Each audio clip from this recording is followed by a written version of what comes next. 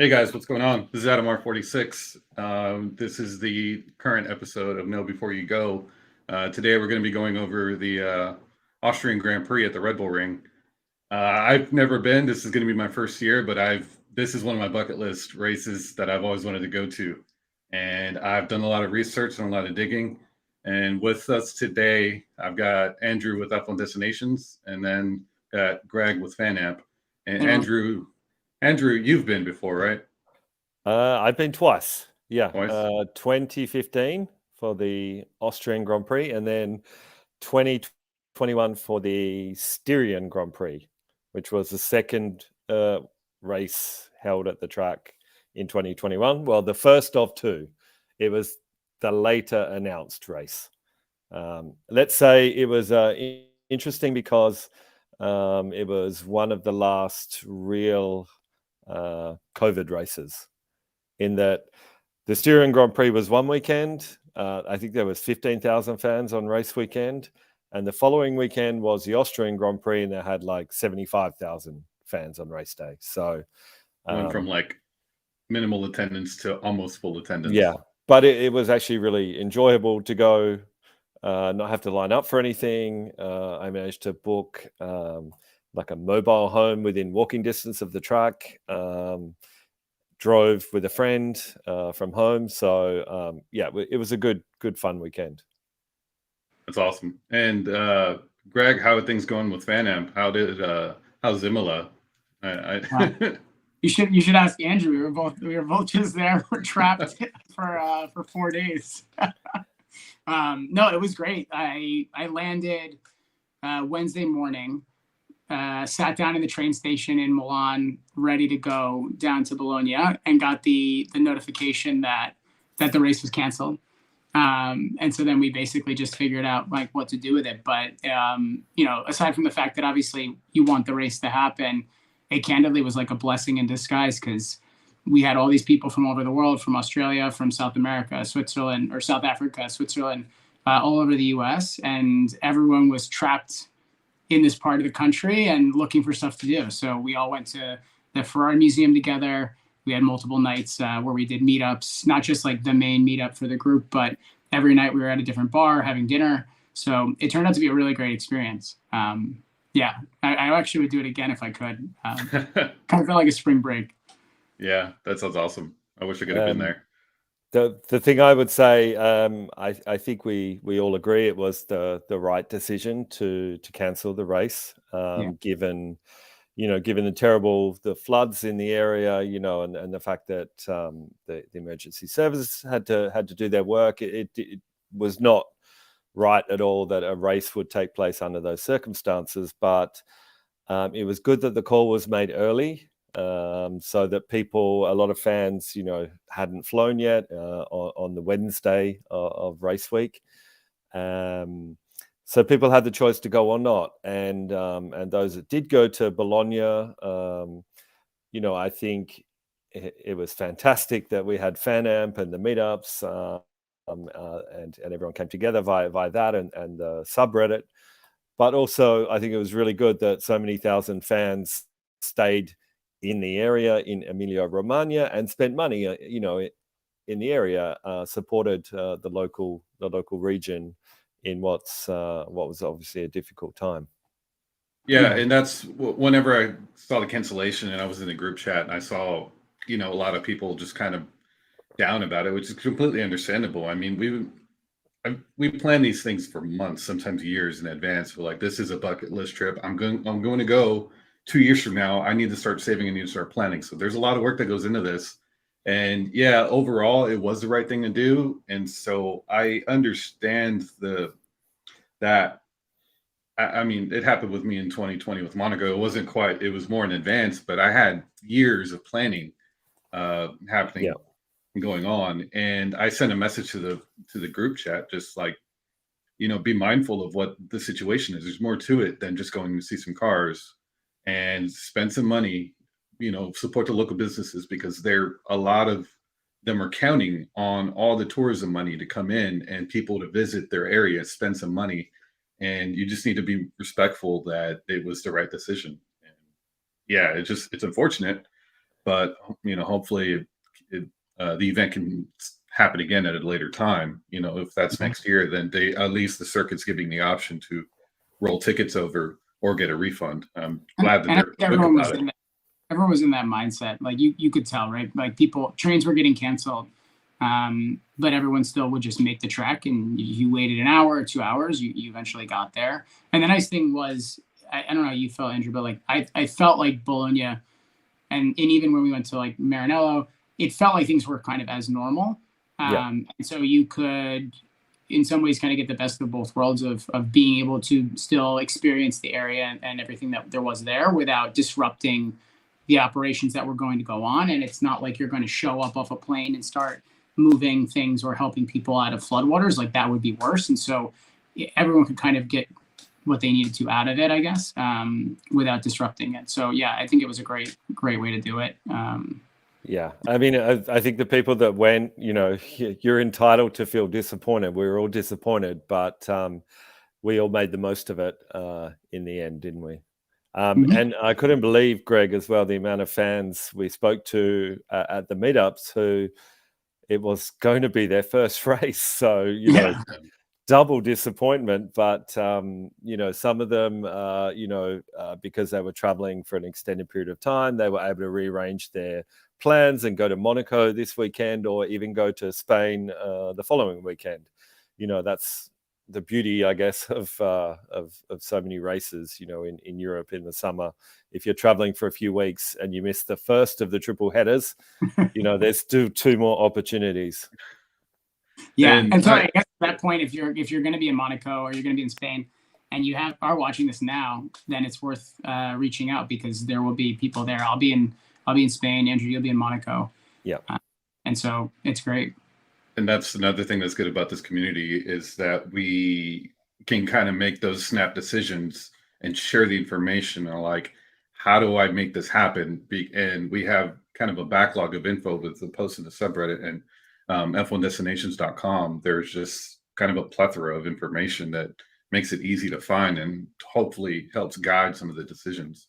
And one thing I will say about the race cancellation, I was meant to work at Imola, and obviously I didn't have to work at the track. I did do some work on Thursday, Friday for my employer, but then Saturday, Sunday, there was an opportunity to look around Bologna, check out some restaurants, some of the sites, take some photos. So hopefully the guide will be improved for next year. And then today, I was always intending to travel to Milan, and I had the afternoon off, so it was an easy decision for me to hop on the train and go to Monza and spend a few hours there as well. Yeah, that picture of you standing on the banking that's gnarly. That's so I've awesome. got lots more. Yeah, I've just taken them off my camera. I look forward to sharing them. That's cool. And Greg, how was Miami? So maybe, I don't know if this is contentious. I actually thought the whole setup was great. So for context, we were at the Turn 1 grandstand, and I mean, I thought the view was good. I think the action on the track, people have talked about it a lot, that it wasn't the most exciting race to watch, but I think compared to what I was sort of expecting coming out of Italy and other places, like I felt like getting to the track and being able to just get in and be part of the experience was really well done. And yeah, I think the price is something that's going to be really interesting for people. I heard a lot of people talking who had bought grandstand tickets last minute because they didn't sell out. And so they were able to get a good deal, at least relative to what the original markup was. And so that's something that I think would be interesting for next year. If I were going to do it again, I probably would book the hotel, book the flights, and then actually wait to pick up a ticket until towards the end. And I think if you do that, that feels like a better deal to me than just buying it off the bat. And that's something that I was this close to doing. I had a good deal and I was about to check out on flights. Because I was gonna do something kind of stupid, but I love doing it. Is I like doing day trips. I just like cramming ridiculous logistics and just flying somewhere and seeing if I can do it. And I had a flight planned where I can fly from Austin to Miami International at like 6 a.m. and be in Miami at 10 a.m. And then I mean, that's enough time to get to the circuit. The race doesn't start till what, 2:30 local, Yeah, you'll and be then fine. yeah, then there was a return flight from Fort Lauderdale that I could have used points on, and then I would have been back home by like 10 p.m. And I was this close to buying because I would have paid about 140 for a flight there, and then points for the return. That's I have not to bad. book a hotel, but the only thing that was keeping me from doing that was the prices on race tickets. They weren't budging, and when I had to commit to the flight, it was thinking like February when I was seeing that deal, and the next day after the race is when I was leaving to France, so I was kind of hesitant on it, and yeah, it all just didn't really work out, but I was very close to doing it, and things like that are definitely possible when there's a flight or I got points and things like that.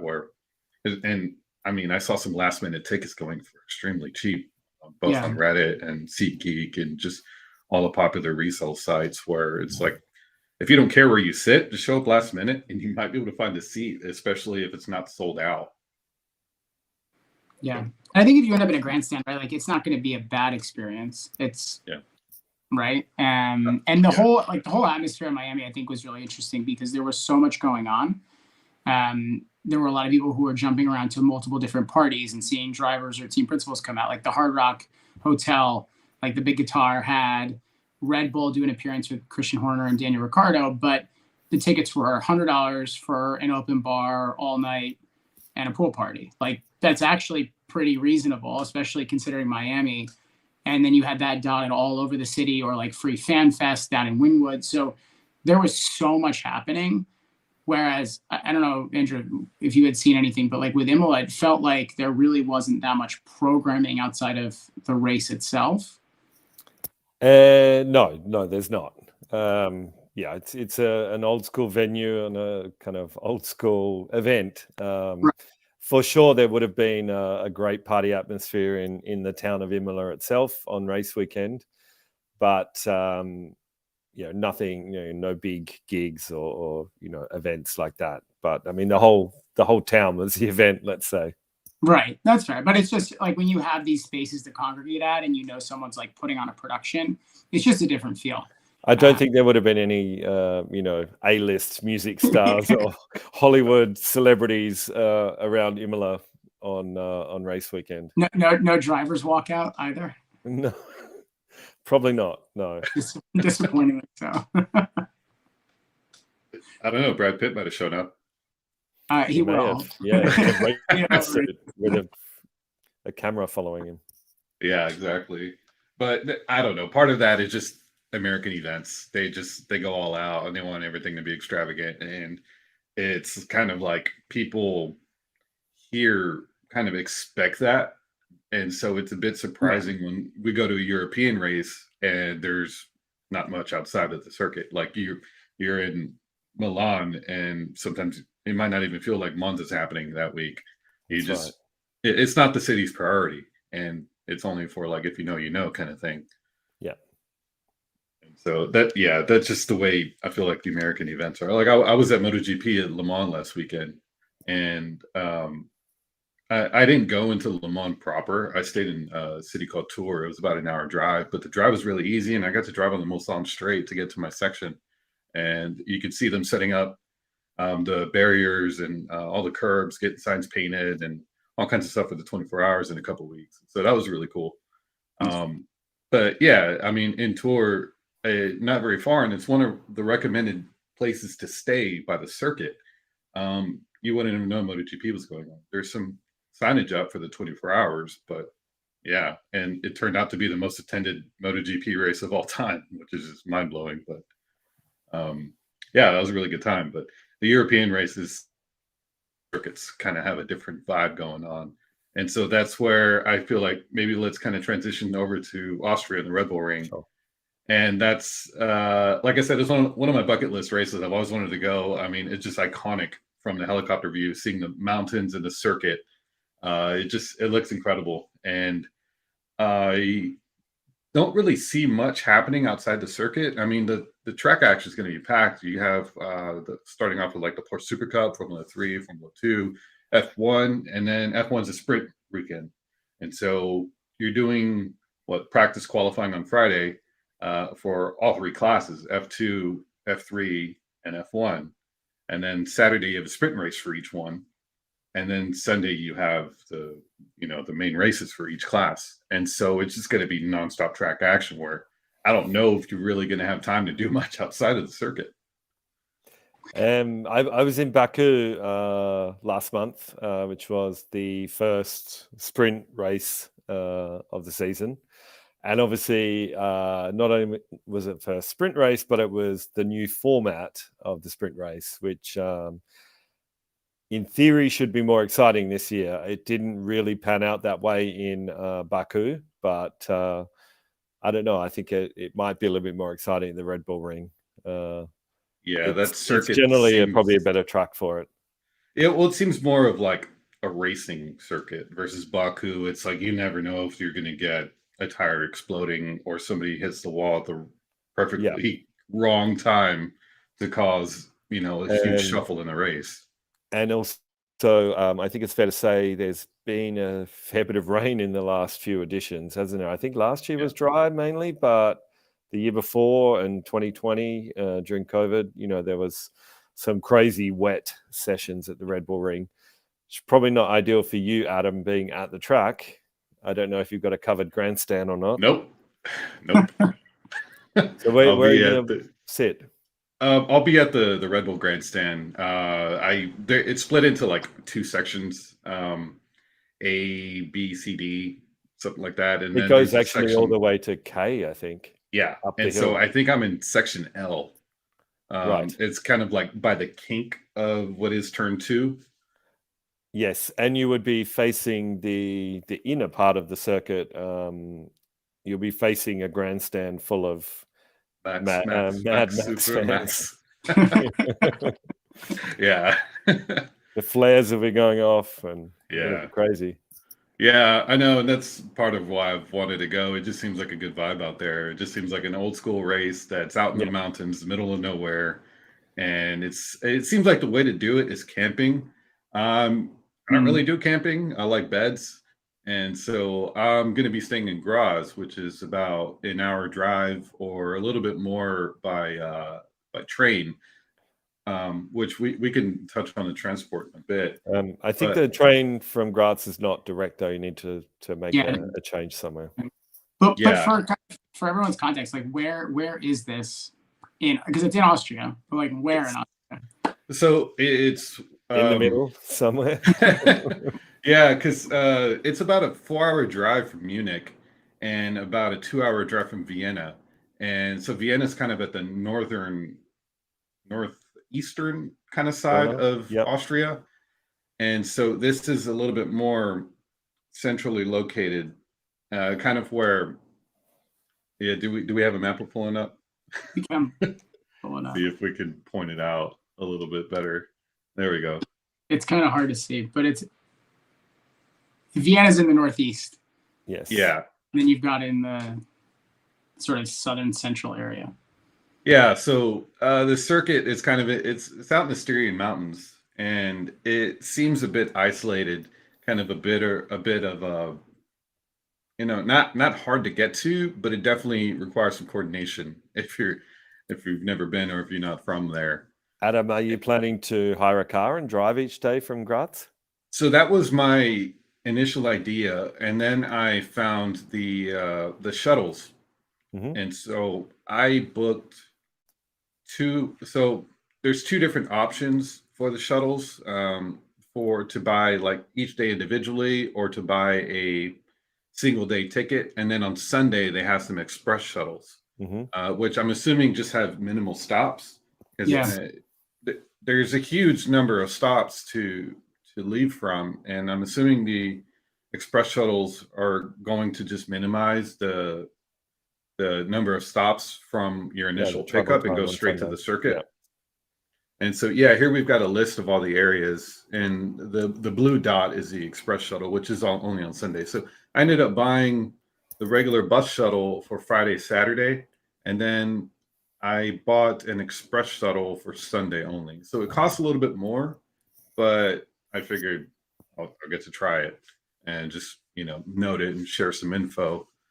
Um, How much does it but cost, just for context? yeah, so you can get a 3 day. I think it was like 80 euros for a 3 day bus shuttle. And then the express, I think it was around 30 or 35 for Sunday only. And so I spent about 100 euros total buying the 2 single days for Friday and Saturday, and the express on Sunday. My numbers might be a little bit off, but it was around I think 110 US. Mm-hmm. No, that's not bad. It's The pretty train from reasonable. Graz is Oh yeah, 20, and then the train from Vienna is 40, right? So for a point of yeah, comparison. yeah. Um, And so it might save a little bit of time, but then I don't have to take the train and worry about connecting, and I have my own seat that I could just sit back and relax and I don't know, yeah. take some breakfast or take a nap, and nap on the way back. It's an hour drive. I'll probably have a few beers. A nap sounds about right after the race. Well, if the bus service is as well organized as the trackside experience in Austria, then it'll be good. So what's your experience with the trackside? My impression was always really good. Super well organized, well signposted. People are friendly, helpful. There's always someone to ask if you're not sure where to go or have a question. Yeah, in my opinion, of all the races in Europe, this one, the Austrian Grand Prix and the Dutch Grand Prix, would be the best organized. Nice. Yeah, Zandvoort is really easy to do. Yeah. There's no longer a German Grand Prix, so people think that Germans are organized and efficient, but they speak German in Austria. So, Yeah. So how did you get to the circuit when you went? and the first time I went, I stayed with a friend in Graz, and we hired a car. We actually flew into Vienna and then drove to Graz, and then each day to the track. But this is back in 2015, and I don't know what the attendance was back then. The race only came back in 2014, but there was a lot less fans at the track. Driving, I think, is still an option, despite the fact that they have well over 100,000 on race day. And there's a couple of points to note if you are considering driving, and that is, firstly, trackside parking is free, most of it. There you can, if you really want to be close to the main grandstand, you can pay for parking, but most of the lots are free, and it's just according to when you arrive and which direction you arrive from. The other point about driving to the track is, if you look at a map or Google Maps, there's a rather large motorway right next to the circuit. So access, okay, at peak times, it will get a bit busy around the circuit, but generally you're driving on the motorway all the way, and then you're only turning off, say, half a mile or a kilometer from the circuit, and so the access is pretty good to the track. Yeah, that sounds really easy. And I think whenever I was initially planning a trip, I read your travel guide and it showed a lot of those details. And so my initial plan was I'll just rent a car and drive, and it just depends where I could find a cheap flight. And so I thought about flying into Munich and driving, just should be a nice drive. Um, but then I started searching for flights, and I was like, man, it's expensive to fly to Europe in the summer. It is. And yeah, so I pieced together kind of a weird itinerary of mix of points and all kinds of I don't know what, but I'm basically flying on points from here to London, and then I found a British Airways flight that was like $100 from London to Vienna, and then I had my train ticket booked to Graz, Yeah. and so I'll be staying in Graz, and that's where okay, so going straight to Graz, I probably don't have to rent a car, and Do that's you where I found the shuttle, and yeah, I'm just going to go with that way. Yeah. do you plan to see anything else, or spend any more time in Austria before or after the race weekend? Probably not, because it's going to be a quick trip for me. I leave here, I think, on Wednesday, and I get there Thursday, and then I'm heading to Vienna the Monday after the race to spend a day, and then I fly back Tuesday, which is a holiday, and so I'm using that as my like extra day of paid time off of work, and so Okay. it's kind of a free travel day for me. I'm disappointed to hear you're not going to visit the home of Arnold Schwarzenegger. Well, that's probably happening Thursday if I can make it in time. Okay, there you I'm go. totally down for Just that. outside Graz, there's a museum, apparently. Yeah, I saw that, and yeah, I'm hoping to do that actually. That or maybe Monday before I head to Vienna. Sounds And good. Skip the race and go. You know, it won't be crowded, so you can do an extra yeah, time. well, yeah, I was looking at the schedule, and depending on what time the shuttle leaves, I mean, qualifying is until like 5 p.m. on Saturday, or sprint race. I don't. The format is kind of throwing me for a loop, but I was looking at the schedule the other day, and it looks like some of the stuff doesn't start till later in the day. Yeah, that's true. Friday, Friday qualifying, Saturday sprint race. It is, yeah, it's quite late, 5, 6 p.m. So probably by Yeah. the time you get back to Graz, it will be maybe just enough time for a few beers and a schnitzel. Yeah, and that's another thing I'm looking forward to is the schnitzel. I have to say, like, I had, really, the last time I went to the track in 2021. Obviously, I didn't camp, but I stayed quite close to the track, so I got to see a bit more of, walk through the campgrounds, had a breakfast in the campground, went to a local restaurant in, I guess it's Knittelfeld. I'm not sure if that's the pronunciation, but the town nearby. Knittelfeld. Knittelfeld, I'm not sure. Sorry. Apologies, Austrians. No. It's essentially like a farming area. If you walk, a mile or two away from the track, you're walking past active dairy farms and things like that, and super friendly people. Everyone seemed to speak English and was very friendly and welcoming to F1 fans. Just a nice part of the world. Yeah, so the other options, sorry, Greg, the other options to get to the circuit, I guess, would be train, which is going to be the most common. And you can take the train from Graz or Vienna, and to Knittelfeld station, they have the complimentary shuttles for the circuit that takes you straight to the circuit. Yeah. And so that's going to be probably the most approachable way, or probably the most populated way. If you kind of want to explore the circuit after the race and things like that, it'll give you the most flexibility to catch a train back to wherever you're staying if you're not camping or staying locally. Because staying locally to Spielberg is everything seems to be probably booked by teams or locals who. It's I'd say it's probably one of the hardest races on the calendar to find accommodation, let alone reasonably priced accommodation, within a reasonable distance of the circuit. Even 20, 30 kilometers away is considered close for the Red Bull Ring. Yeah, and that's where I think the biggest or the easiest way to do this is to camp. It is. Yeah. Greg, what were you going to say? No, so I was going to ask just more generally around the atmosphere, but maybe it's worth talking about like the different options. I know we've kind of touched on this a bit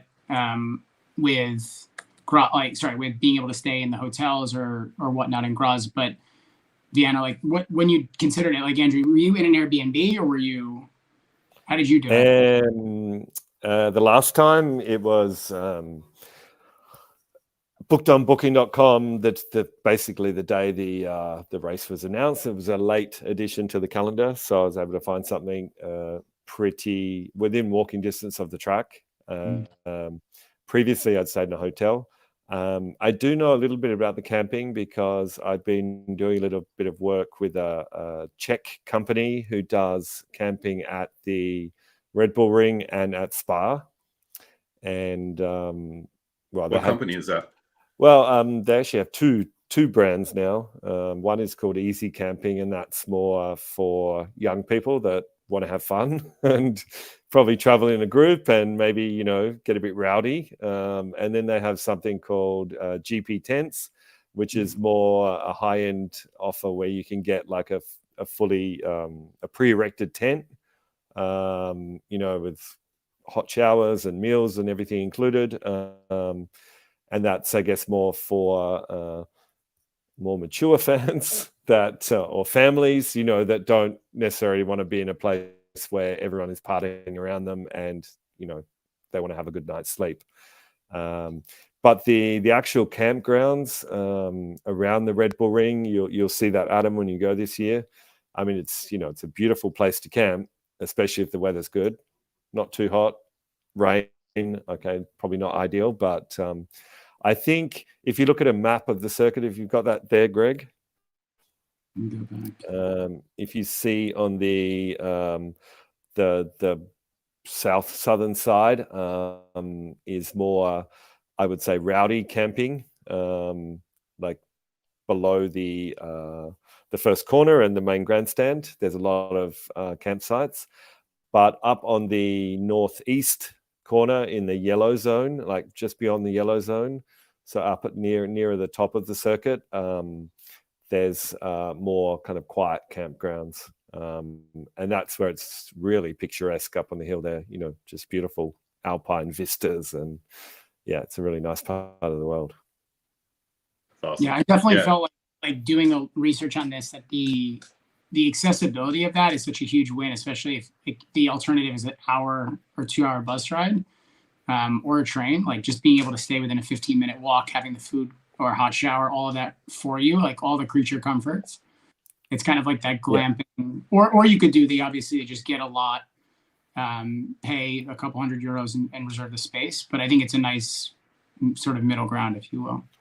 While you have the map up there as well, if you see in the southwest corner is the F1 fan zone,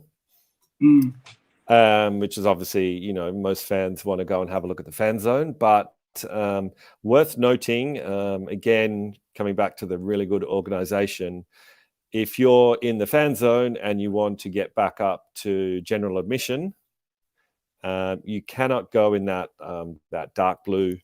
You can't walk up the west side of the track.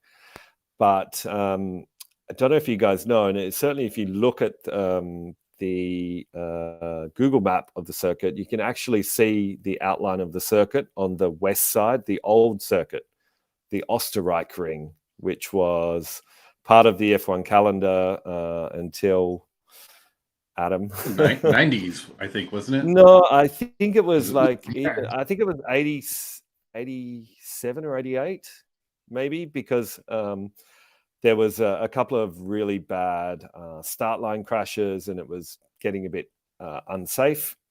Anyway, the circuit used to extend west, and it was much longer. But basically, from the fan zone, they run a free shuttle bus up to the top, the northwest corner of the circuit, up near grandstand T3.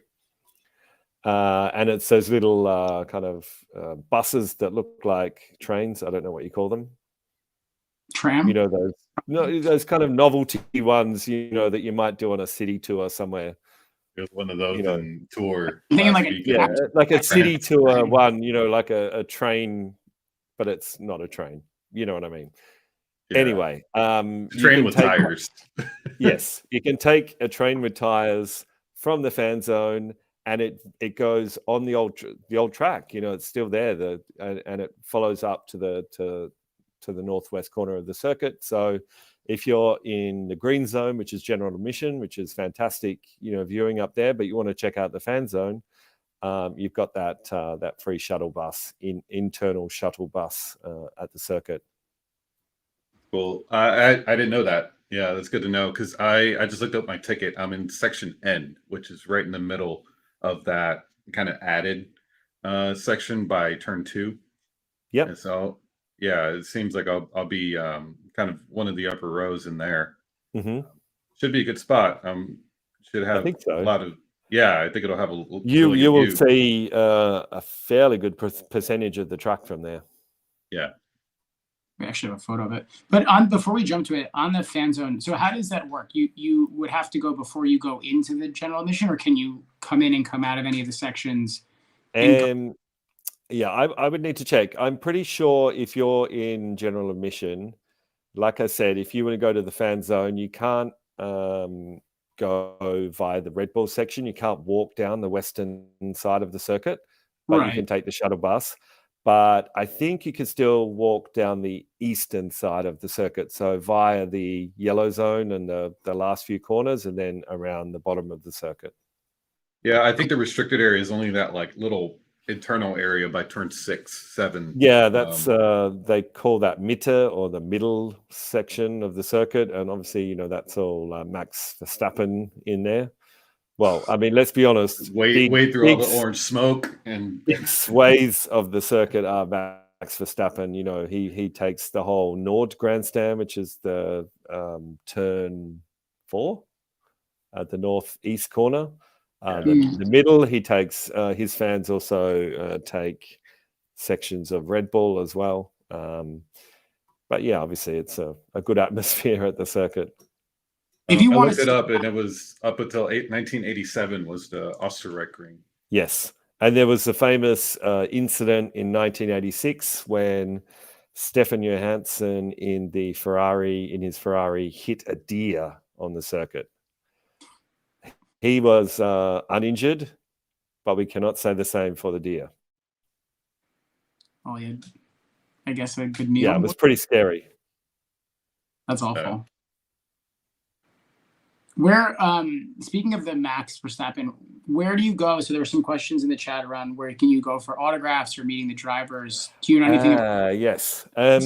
So I think we talked in the Know Before You Go about Australia, about the Melbourne Walk quite a lot, which is like a walking path where the drivers enter the track each day, and it's lined with fans either side.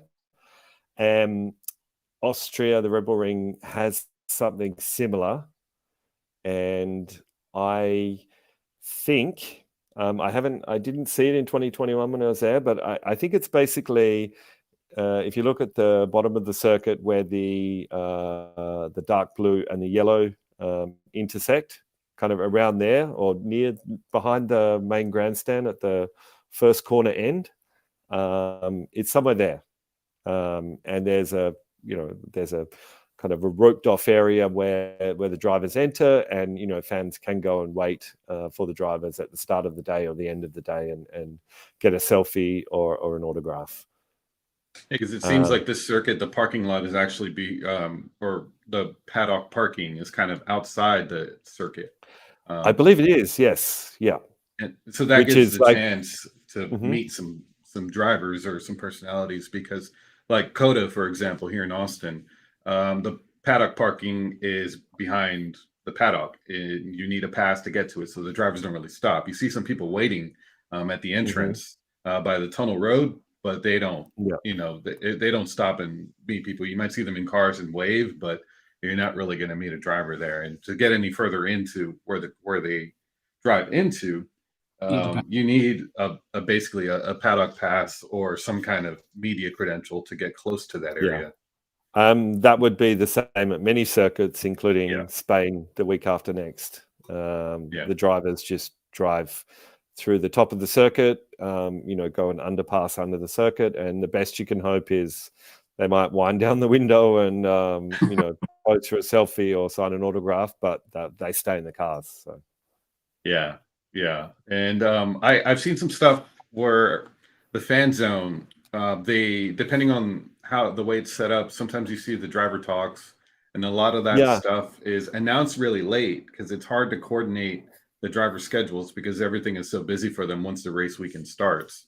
Yes, and I think it was announced super late last year, and I think it was really early on Saturday morning, like between 8 and 10 a.m. or something like that. Yeah, and so that's the kind of thing where if you catch a train or a bus, you really have to be there super early to even attempt to do it. Exactly. There's one more thing worth mentioning, and that is the pit lane walk on Thursday. They actually call it a pit lane tour. And like many circuits, it used to be a free event open to all 3-day ticket holders. But because F1 has become much more popular and many more fans go to the races, Organizers have had to make it a ticketed event because they only want a certain number of fans. I don't know, it's probably limited to 5 or 10,000. They do not want 50 or 100,000 coming to try and walk down the pit lane on Thursday. So last year the tickets only went on sale maybe 4 to 6 weeks ahead of the race.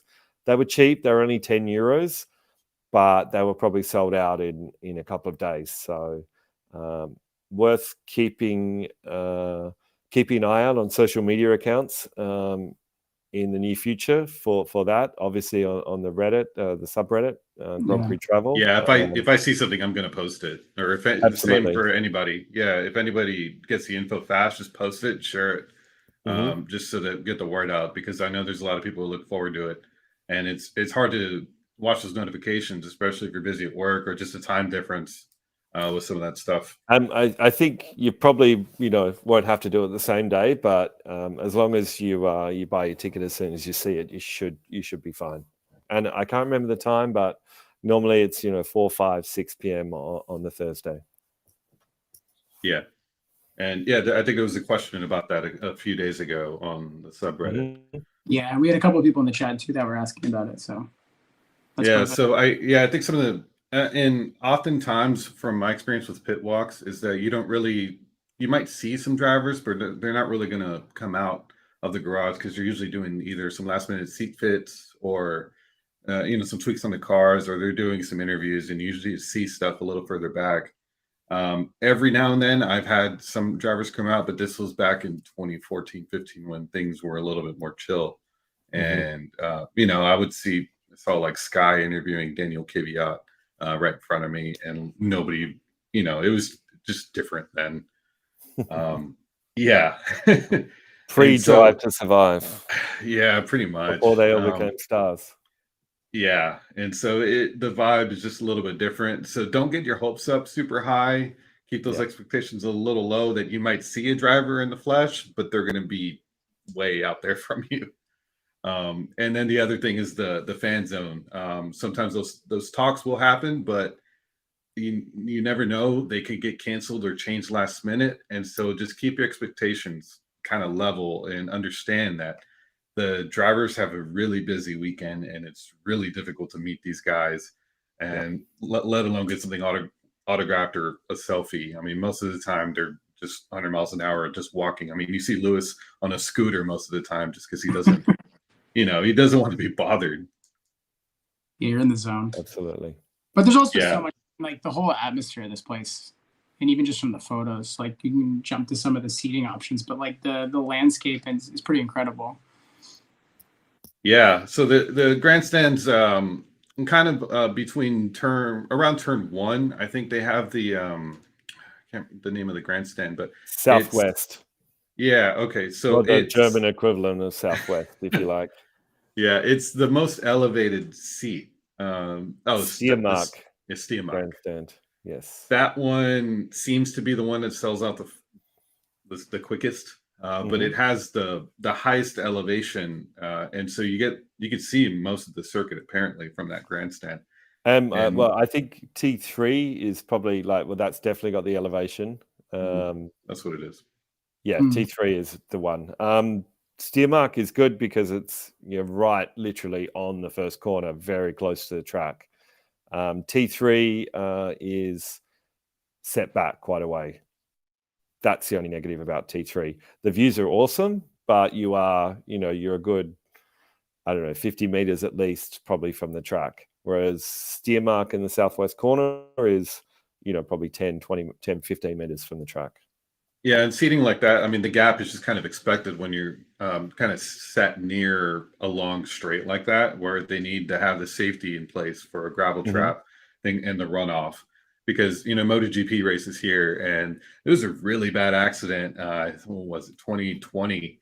Where it was insane. The one you sent me actually. Yeah, right? And Maverick Vinales and Valentino Rossi were this close to getting hit by a bike flying between them at it was probably around 170 miles an hour. And that was there's scary. Yeah, and so you keep that in mind if you're sitting kind of at the end of a straight, that you're going to be a little further back from the circuit, just because of the safety measures in place on the circuit design and things like that. Mm-hmm. But yeah, and then the general admission at the circuit seems pretty good because the elevation. I mean, circuit like Montreal is flat or Monza is flat. You basically need to be right up against the fence. And here, general admission seems like a great option, and the prices are pretty reasonable, right? Yeah, the Red Bull Ring is one of 3 or 4 circuits in Europe where you can still buy a €100 or $100 3-day general admission pass. Actually, even cheaper at the Red Bull Ring if you buy when the tickets go on sale. They normally have a decent early bird sale period, and I think a lot of people, even for this year's race, would have only paid about €80 for 3 days, which is outstanding value. I think Miami was 600. 500. Coda is 500 this year. 500, 3-day general admission. Isn't Vegas 100 to not even see the track, to just wander somewhere in a mall? Yes, something like, I think Vegas, right? Yes. Well, we don't know how that's going to look, but that's what they've said. It won't have a track view. It'll look good on TV. Good atmosphere. Oh yeah, that's so. What's common at like NFL stadiums, for example, here in America, is they'll have a viewing platform with bars and restaurants and stuff, and you can't really see the field or a pitch. You're more so there for the vibe, the party, and you can see all the action on the giant screen that's in the center of the stadium. And so I feel like that's what Vegas is going to try to attempt by selling those, like, I don't know what they're calling. You're buying watch party tickets, in other words. Yeah, to be there, to be part of the atmosphere, but it's not super important to actually see the circuit. You're just there for the atmosphere and the party. So it's F1's kind of it's what's expected in an American event, really. It's new to Formula One. Mm-hmm. It really doesn't surprise me that they're doing that. There's so much foot traffic, right? Like it could work. Yeah. So yeah, we could talk about Vegas for at a later time. But I'll be at Vegas. I have a ticket for the I guess the main grandstand at the pits. I'll be right by pit exit. I spent way too much money on it, but yeah, I want to go once. It's gonna be worth it. Yeah, it'll be a good time. And then they actually I got an email that they extended it to a 4-day ticket. They're doing an opening party on Thursday. It's kind of a VIP, or maybe because I got in with the phase 1. They confirmed it. Yeah. Okay. But it's only for certain tickets. Some tickets are 5-day tickets. Yeah, but those are really expensive. Yeah. Yeah, they were like 20 grand or something whenever I saw that. And yeah, I think it comes with a Monday morning brunch. Okay. Well, or Sunday morning, because the race is Saturday night. Yeah. We'll save we're gonna do a whole episode on that one, I think. Yeah. Can't wait. Yeah. And so okay, back to Red Bull Ring. I think there's only one covered grandstand, or is there 2? I think the main grandstand opposite the pits is covered, and then you can see the bottom left picture with all the Max fans is the Nord grandstand, or the North grandstand on turn 4, but that is sold exclusively via Verstappen.com. Which he doesn't have a crazy markup on his tickets. No, I mean the tickets are reasonable. Anyone can buy them. You don't have to be a Max Verstappen fan to buy them, as long as you don't mind being in a grandstand with 99% other fans in orange. They usually come with a shirt, or I think it's Zandvoort. That's how you got the cape. I actually, in 2021, when I went to the race, I sat in that grandstand because I had some very nice Dutch friends that had received free tickets and couldn't go, and kindly gave them to my friend and myself. So we got the free T-shirt, we got the flag and whatever. And you still wear it around all the time. Exactly. So on that point, like, this is one of the things that came up last year, right? There was some controversy around like the Max fans and heckling people. But what is the sort of atmosphere like at the track, and how should people think of it going? Yeah, I mean, it was a little bit controversial last year. I don't deny that there, the certain number of fans did have some issues, but I think it's very much a minority. I think in general, most Max Verstappen fans are, pretty tolerant, and accepting of other fans. But of course, F1 has always been, let's say, a male-dominated sport. A lot of fans do drink too much, at the track. It's a reality. So maybe, later in the day at some races like the Red Bull Ring, there was a few drunk fans and they were unkind to some people. But I'd like to think it's very much a minority, and that, you should be able to go along to the track, if you're a man or woman, in Lewis Hamilton gear or Max Verstappen gear or whoever you support, and not have an issue. Yeah, so I was at Zandvoort last year, that's max, super max, just 100% all the time. And I was in a Ferrari shirt on Saturday. Ferrari shirt Friday and Saturday, and then a Red Bull shirt on Sunday. And I mean, it's totally fine. Nobody really bothers you. If they do, it's just friendly sports banter. I mean, it's kind of what's expected. And there's sometimes a little bit of a language barrier and at the time it was where some of these stories were coming out. And so people, if somebody talked to you, you kind of feel like, is this person being aggressive? I can't really understand what they're saying, so I'm going to take it as aggressiveness.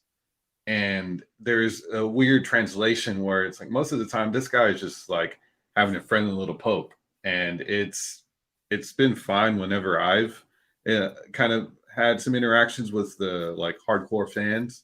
But yeah, I wouldn't change your trip over it. Don't be discouraged on going, things like that. It's just some really, I don't know. It's just strong fans, but it's kind of expected. I mean, it's not in a bad way. You just need to go in with an open mind, and most of the people around you are going to be friendly, and they're willing to talk and willing to, kind of go back and forth on a little bit of banter. But at the same time, you don't really have to acknowledge them. And if you ever feel unsafe, it's good to have a friend nearby, or at least know where you are. And you can always reach out. And there's usually circuit security as well. And there's also a few groups that have been kind of popping up because of some of that info. But join FanAmp, get in the group chat, and letting people know that you're there. There's somebody within reach, as long as cell phone service is good enough. I mean, that's kind of the biggest thing. If you're ever feeling safe, there's a lot of solo travelers in the group that share and post pictures, and I'm over here.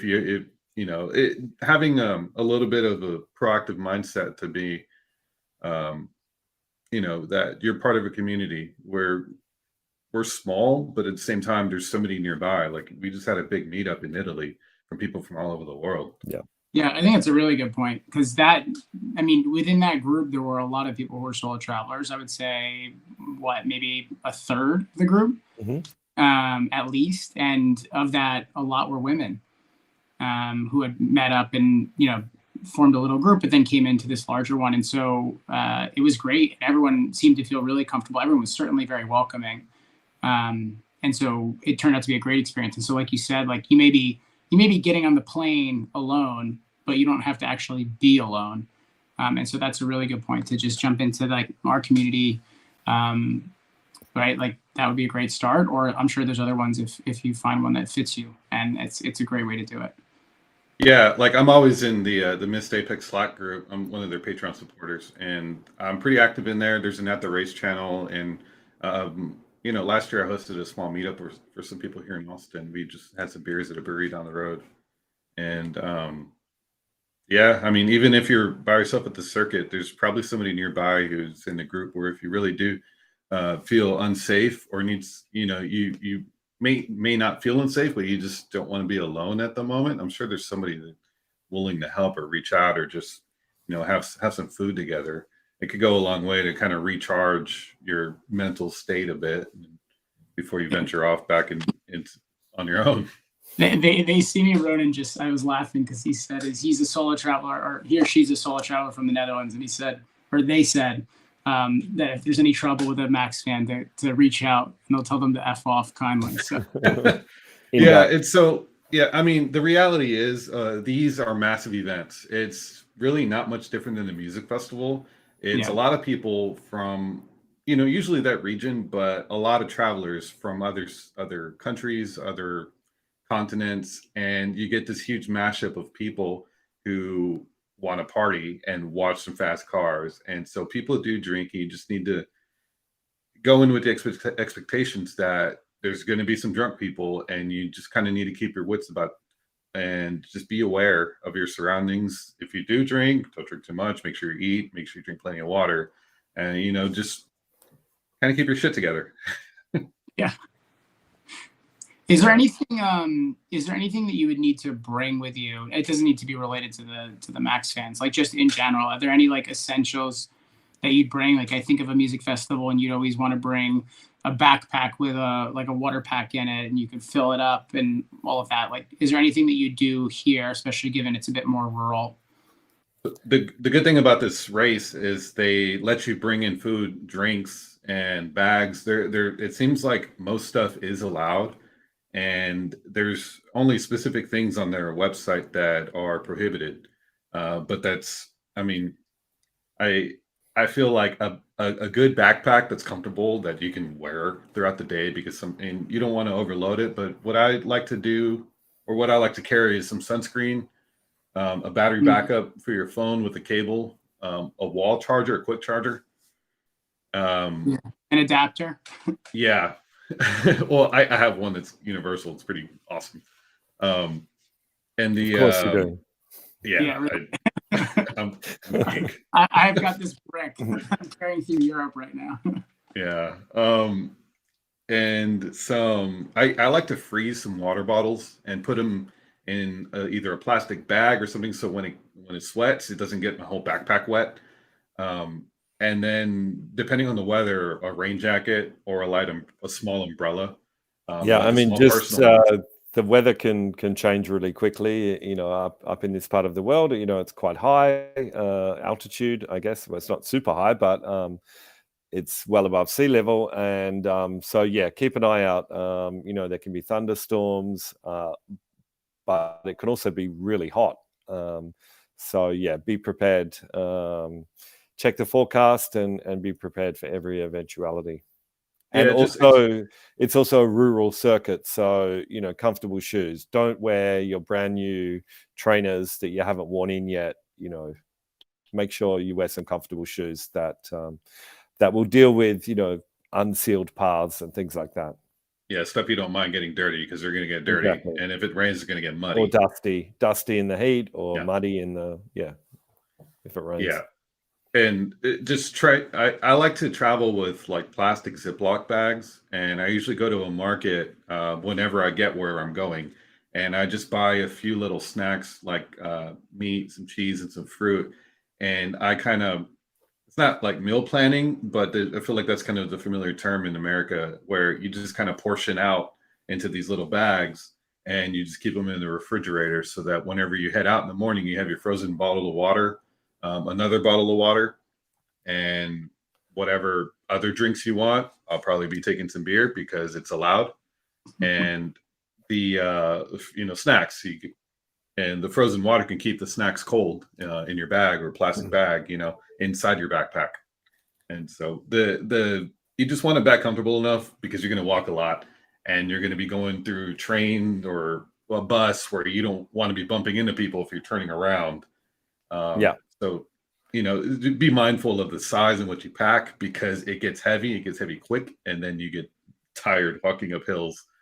And so, the essentials I think are water, sun protection, rain protection, good shoes, and a pretty good backpack that can not be oversized and help you keep everything organized and ready to go. And then make sure you have the whatever you need, a charger or a battery backup, just to make sure your phone's still working. Um, I think that's Absolutely. probably Yeah. my second. Everyone's going to take more photos, with your phone or your camera than you expect to. And so, yeah, battery definitely on phone is going to die. And that's like number one, I think, if you're going to the track for sure. What always kills my phone is in a large group of people like that, my service gets spotty, and so I feel like it just kills your battery when your phone is trying to just ping for service. Hmm. And that's where sometimes if you're not getting service, just go into airplane mode, save battery, Yeah. because there's no point until you get out of the crowd for a bit. What about maybe changing gears outside of the? There's obviously it's like a beautiful region of the world. Like what kinds of activities did you do while you were there? And we've got a couple kind of picked out here, but like what's the area known for? What were things that you see and do in the area if you're not your day at the track? I'll be honest. The two times I've been to the race, I really haven't done much else in the region. I haven't had lots of extra days, but I have stayed in Graz on another trip when I was driving with my family from Poland to Croatia, and Graz is kind of halfway. And on that trip, we actually stayed in the Lend Hotel in Graz, which is owned by Helmut Marko. I looked that up to see if it's possible to book, and you basically can't book it during. It's not bookable. I think on race weekend, unless it's probably booked out by a team. But it's a cool hotel if you're in the region, not on race weekend. There's a Toro Rosso in the lobby up on the wall, or part of one anyway. But the region is known in the summer for outdoor pursuits, cycling, hiking. It's a wine growing region. There's lots of beautiful castles. It's a beautiful part of the world. The Arnold Schwarzenegger Museum. And of course, the Arnold Schwarzenegger Museum, we can't forget. But in fact, a lot of the places where people stay for the race, whether they be 20, 30 miles away, are actually ski resorts, winter ski resorts. But in the summer, they're popular with hikers and cyclists. And also there's a lot of lakes in the region, and nice places to visit, swim, walk around, hike, cycle, that kind of thing. Yeah, so I'll be in Graz, and it seems like that's kind of one of the nearest kind of bigger city that's not super far. I think it's the second biggest after Vienna. And if you've never been to Vienna, Vienna is a stunning city. It's a very grand, beautiful European city, beautiful architecture, culture, history. Graz is like a smaller version, quite a bit smaller, but it has a beautiful old town, which is kind of up on the side of a hill. There's, I think it's a funicular railway that you can go up to the top. And there's a restaurant at the top, but there's also just great views of the city and surroundings. But it's also a bit of a cultural hub. It has a famous museum, and I can't remember the name, but the nickname is the Friendly Alien, because the building it's like a blue slug. It's a big blob. It's quite an interesting building, and there's a museum and I think art gallery and cultural activities inside. But it's a really nice city. The old town is beautiful. There's lots of pubs where you can go and get traditional food, schnitzels and things like that, and obviously tasty beer as well. That's what I'm looking forward to, the schnitzel and beer. Yes. So that weekend I'm trying to figure something out, but I will be coordinating some type of meetup, and it'll likely be on Saturday night, because depending on how Friday goes, I'll probably be open to something a little bit more spontaneous, but I think the kind of more planned meetup will likely be Saturday night in Graz. And we'll be figuring out a location, but it'll probably be something within the city center. I've got a few places in mind. I just need to reach out and get some things coordinated to try to pin something down a little bit. But we'll be doing something.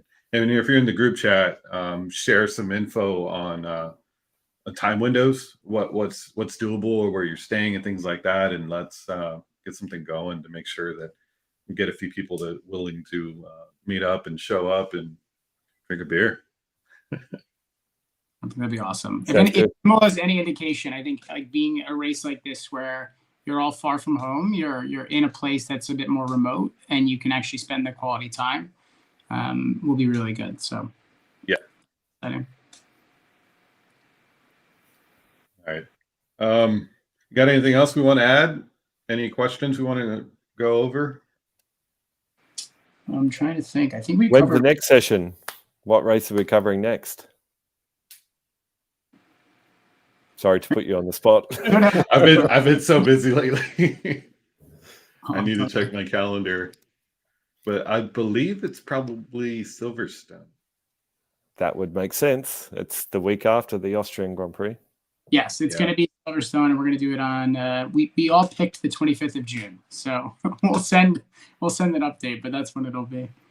Yeah, I think I'm in Canada I think I fly back the 19th from Montreal, which Montreal is another one. I'm trying to get the logistics together to sort something. I have a place in mind. Somebody asked today, there's a post about possibly meeting up in Montreal. And if you guys are willing to meet up, get in that thread and let's get a discussion going.